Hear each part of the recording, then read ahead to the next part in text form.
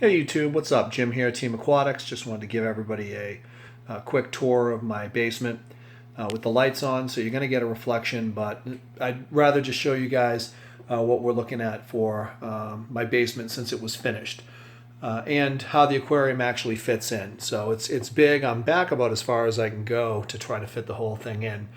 But the stand is an R&J Enterprises stand and canopy.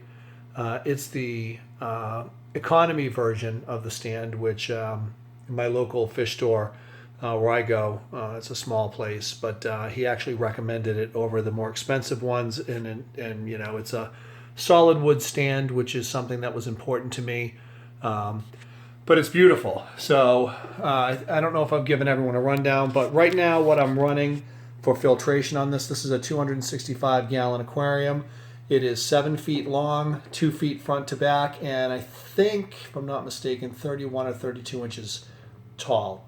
So underneath, just so you can take a quick peek, I'm running an FX6 on one side and an FX6 on the other side. So two FX6s. You'll see a 10-gallon tank there with an auto top-off system in there, and that really is just for the drip system that I have going for this, because this is such a large aquarium, and rather than do massive weekly water changes, I'm doing weekly 40-gallon water changes. But every week I think I have about 80% turnover in the tank based on a calculator I got off of forum that did a calculation for auto drip systems that took into consideration dissolved solids in the water and things like that. So it's 60 gallons a day every 24 hours, and I just installed an RO system back here. It hasn't been cleaned up yet, but I don't know if you can see it, but I have an RO system that I ordered from the filter guys. It is a carbon system that will take care of all the chlorine that comes in from my water main. And if anyone wants any information on where I got it, how I hooked it up, etc., just post me a comment in the comment section, and I'll be glad to hook them up. But so I haven't really cleaned up all the line yet. But yeah, so that's running up to the back of the tank, and I don't need a drip emitter anymore, seeing as how this is already calibrated to do 60 gallons a day as opposed to the 48 initially that I had been doing. So that's where the water's coming in, and where it comes in, it hits a power head, excuse me, circulates through the whole tank, and yeah, so that's basically, so the fish are getting bombarded with fresh water constantly. Hopefully it'll help them grow.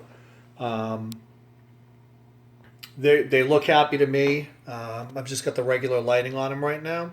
These are all Katoomba purples, or I think they used to be called Zaire purples or MOBA purples, but they're all Katoomba region. Fronts, I have 11 total in the tank. I think the largest is probably total length, pushing around 4 inches, maybe 4.5, but they're not even a year old. They're probably about 9 months old now, 8 or 9 months old. But yeah, so of course, you know, like any person who's obsessed with aquariums, I did set up a 55 down here. And I have some Central Americans in here, some Synspelums or Quetzal cichlids. I've got a total of 5 in here. These are one of my dream fish that I've always wanted, but have never been able to find them anywhere in my local fish store. Same place I buy all my Malawi Africans actually had them. He has a tendency to get a lot of unique fish. These guys are still really spooky, but yeah, I'm stoked. So my wife wasn't too happy, but I did set up a 55 down here, and God knows where these guys are going to go when they grow, because these guys do get big. And I bought 5 because I really wanted to have 2 really nice ones, preferably a male and female, and at this size you really can't tell what you're getting. So I got 5. figured I'd grow them out in this, so that'd be something for us all to watch and see. As you can see, I'm running two 2217 Eheim filters. These are the Eheim 600s, the classic 2217. Over-filtered. I always over-filter. Just what I do. But I figure, these fish are going to grow, and they're going to grow pretty big. They'll be in this tank for a little while. I may as well just have more than enough filtration. So yeah, so this is one side, and that's the other side over there. This is my Gibson J45, just in case you're interested. One of my other hobbies. But